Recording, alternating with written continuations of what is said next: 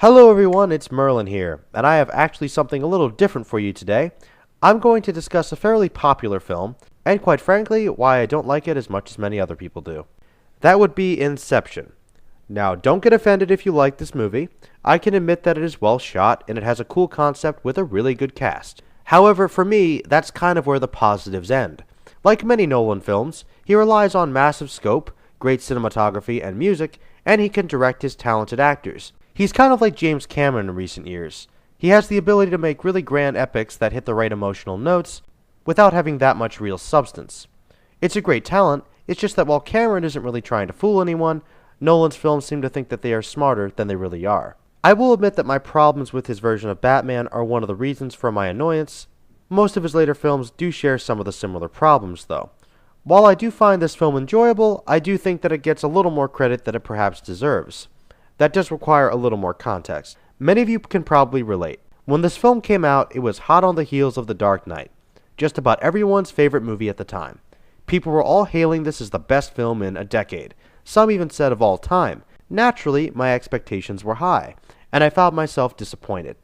To keep things short, I will just point out the three biggest problems I had with Inception. Number 1. Disappointing dream sequences.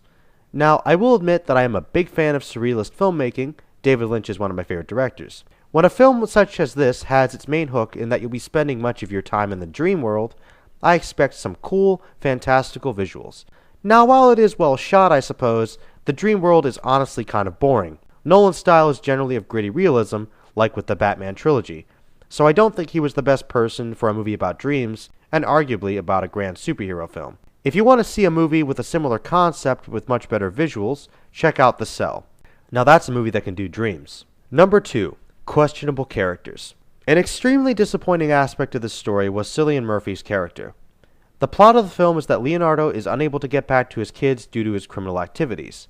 He is hired by Ken Watanabe to insert an idea into a new CEO to prevent his rival from being a competitor in the corporate world. Now, I think that criminals can be good protagonists. Heck, Tony Soprano and Walter White are some of the best. Criminals can be compelling, but these guys are essentially messing with someone's mind, someone's soul, altering the life of basically an innocent person as far as we can tell. And guess what? Nobody cares.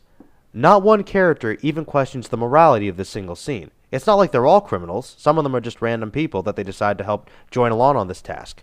Now, I suppose one could argue they did help Murphy's character. However, this is more circumstantial due to their mission rather than intentional. If they had implanted an idea for him to cheat on his spouse or commit fraud or murder, there's no evidence to suggest that Leo or the others wouldn't do that either. If they had spent a little more time on this, it may not have been such a problem. Number 3. Breaking your own rules.